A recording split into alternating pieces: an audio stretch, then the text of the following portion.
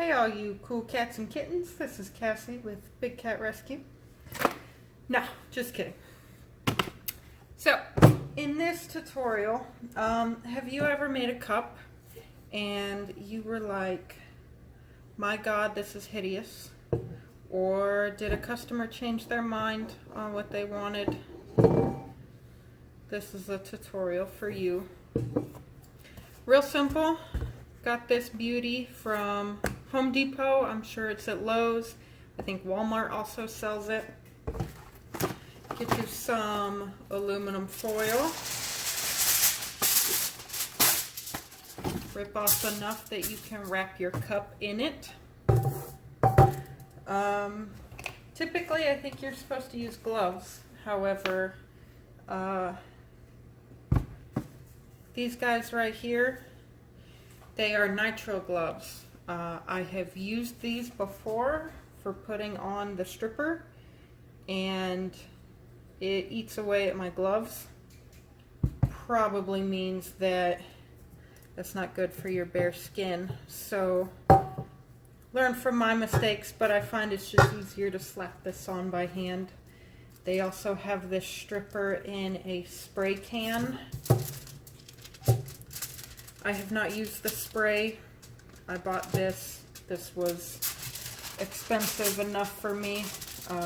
When you've already dropped quite a bit of money to make the cup, the last thing you want is to spend a buttload more money trying to strip off all your hard work.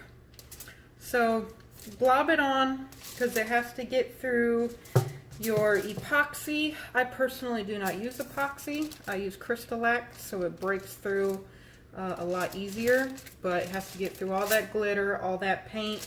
Make sure you get around the rim really good. Get the bottom, glop it on, and then you're gonna wrap it up. Roll it up like a little chicken. Unless you are vegetarian, then roll it up like some cheese. And then if you're vegan, roll it up like a tree. But anyways, you just want to make sure that none of that's gonna escape out of the bottom, because it will jack up anything it touches. So we are going to let this sit for 24 hours and we will be back.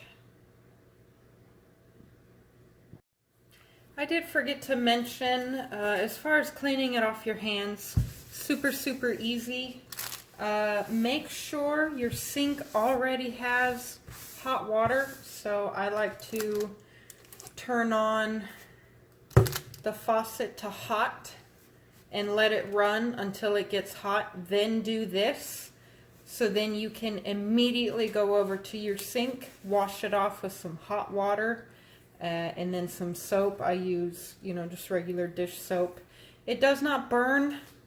I, however, do not leave it on long enough to test that theory.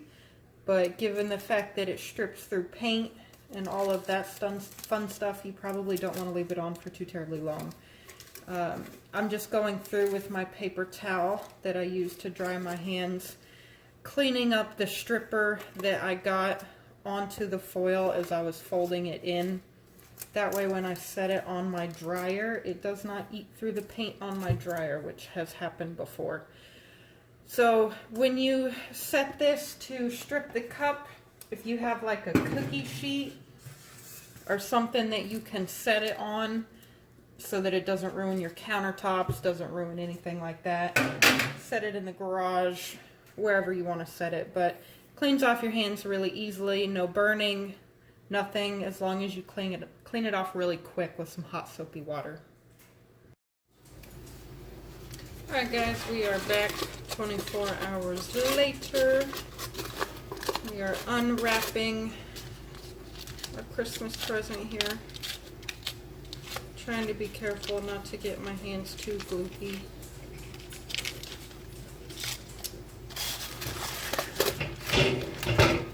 So as you see, peeling right off, this bottom layer actually looks like it may need to set a little longer.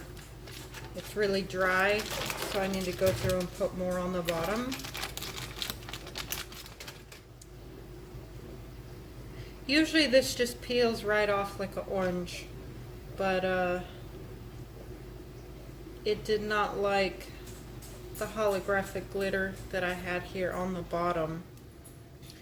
So this is what it's supposed to look like after 24 hours. But I guess depending on how many layers you did on the bottom, I'm going to have to recoat this and come back tomorrow.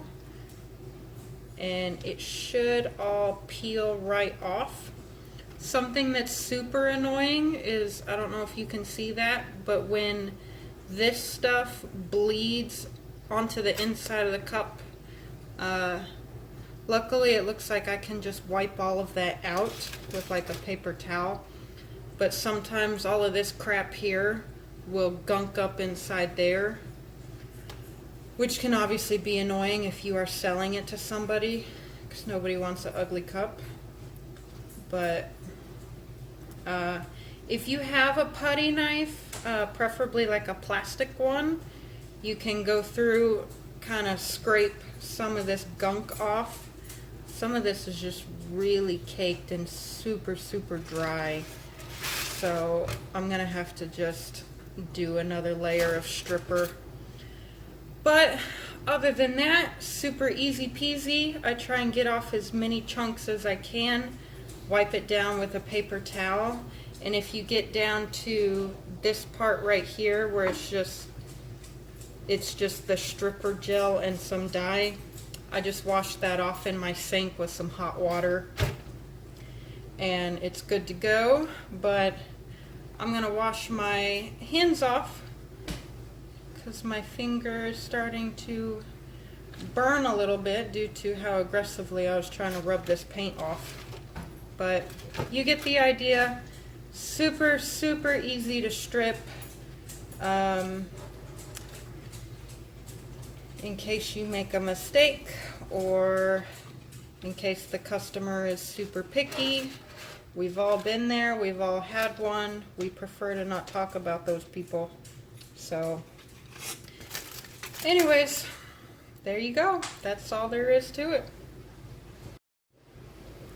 I forgot to mention, I am going to use separate aluminum foil. If you do have to repeat the process due to some stubborn paint or some stubborn glitter like I'm having to deal with, you're going to want a fresh batch of aluminum foil here. That way you're not taking your old paint and glitter and essentially gunking up the clean part that you have. So as you see, all of this paint that was on the top of this cup is stuck along this aluminum foil. So it's super cheap. Just get yourself a new sheet, start over, repeat the process until it is clean as you need it.